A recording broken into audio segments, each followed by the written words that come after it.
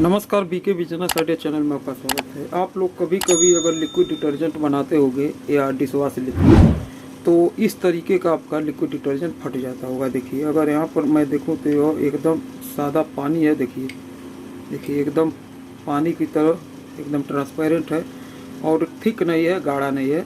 और इसके नीचे अगर मैं आपको दिखाऊँ तो यहाँ पर यह देखिए जमा हुआ है, इस तरीके से देख रहे हैं। तो यह फटने का कारण क्या होता है? यह फटने का सीधा कारण यही होता है कि सबसे पहला कि आपने कास्टिक सोडा को 4 से 5 घंटे के लिए रखा नहीं। और इस समय जितना टेम्परेचर है इतने में तो मान के चलिए, अगर हम कास्टिक सोडा को 4 से 5 घंटे के लिए नहीं रखेंगे तो फिर वह हम किसी भी तरीके से बनाएंगे वो फट जाएगा। अरे थोड़ा बहुत मान लीजिए आप अब इतने बड़े बाउल में बना रहे हैं, थोड़ा बहुत 100 ग्राम 200 ग्राम बना रहे हैं तो हो सकता है कि न फटे। लेकिन अगर आप 2-4 केजी 10 केजी अगर बना रहे हैं तो निश्चित फट जाएगा। समझ आ गया? अब जैसे 100-200 ग्राम है तो उसका टेम्परेचर डाउन हो जाएगा, लेकिन ज़्यादा है तो नहीं डाउन होगा। समझ में आ गया? एक तो इतना टेम्परेचर, हाँ ठंडी उंडी का समय रहता है तो कोई बात नहीं है। तो यह अगर इस तरीके से फट जाता है तो फिर आपका नुकसान हो जाएगा। अब यह किसी काम के नहीं है, आप अपने घर पर यूज कर सकते हैं। जैसे फ्लोर हुआ, बाथरूम हुआ, ये सब आप इससे वॉश कर सकते हैं। तो इसका पहला कारण यह है कि आपने कास्टिक सोडा, चाहे ठंड हो चाहे गर्मी हो, अगर आप लाई बनाते हैं मतलब कास्टिक सोडा को पानी में घोलते हैं तो उसे कम से कम 4-5 घंटे के लिए आप रख दीजिए। समझ में आ गया? अगर हो सके तो आप 1 दिन के लिए रख दीजिए। जैसे आपको कल सुबह में बनाना है तो अभी शाम को ही उसे पानी में घोल कर रख दीजिए। बाल्टी हो, जग हो, कुछ भी हो, लेकिन स्टील का होना चाहिए, प्लास्टिक का नहीं, क्योंकि बहुत ज़्यादा हीट होता है तो प्लास्टिक गल जाएगा।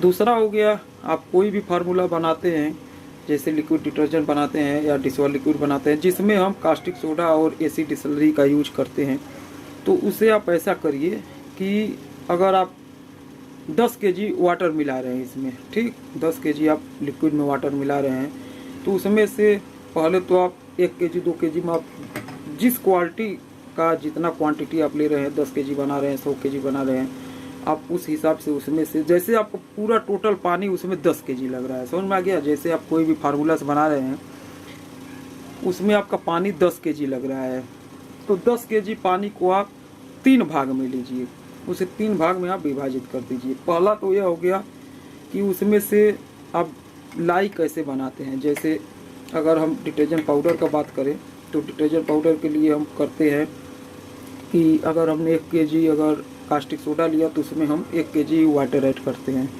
यह तो हो गया डिटर्जेंट पाउडर के लिए। लेकिन हम लिक्विड डिटर्जेंट के लिए बनाते हैं तो कम से कम उसमें हम 3 गुना वाटर डालते हैं। जैसे 1 केजी अगर हमारे पास कास्टिक सोडा है तो हम 3 केजी हम उसमें वाटर ऐड करेंगे। समझ में आ गया? तो आपको अगर 10 केजी वाटर इसमें ऐड करना है तो आप उस हिसाब से आप किस तरह से कास्टिक सोडा के लाई को बनाएंगे, आप उतना वाटर ले लीजिए। उसके बाद आप उसमें से कुछ वाटर एसिड डिसलरी में मिलाइए और कुछ वाटर आप कास्टिक सोडा की लाई बनाइए। समझ में आ गया? जैसे 10 केजी में से आपको 1 केजी में आपको एसिड कास्टिक सोडा मिलाना है तो आप 1 केजी में मिला दीजिए, या आपको 2 केजी में मिलाना है 2 केजी में मिला दीजिए। बचा आपके पास 8 केजी वाटर। 8 केजी वाटर में आप 4 केजी वाटर को आप लिक्विड डिटर्जेंट एसिड डिसलरी में मिलाइए। समझ में आ गया? जैसे 4 केजी वाटर में आप एसिड डिसलरी को मिलाइए और 4 केजी वाटर में आप कास्टिक सोडा के लाई को मिला दीजिए। अब इन दोनों को जब आपस में मिलाएंगे तो यह कभी फटेगा ही नहीं, निश्चित नहीं फटेगा।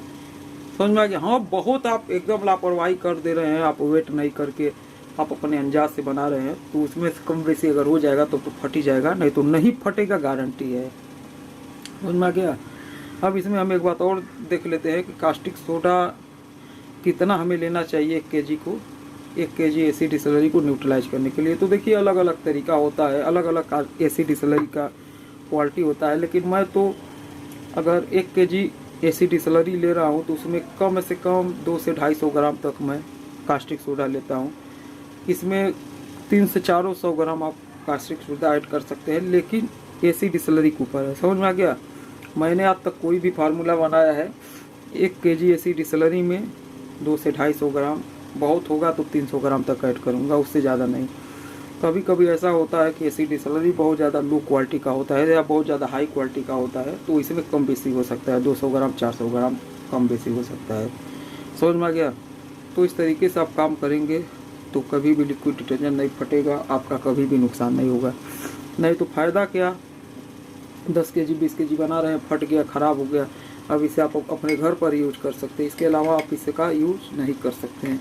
यह नहीं होगा कि आपने कोई भी लिक्विड बनाया और उसमें इसे आप मिला देंगे तो यह हो जाएगा, नहीं। समझ में आ गया? यह काम नहीं करेगा।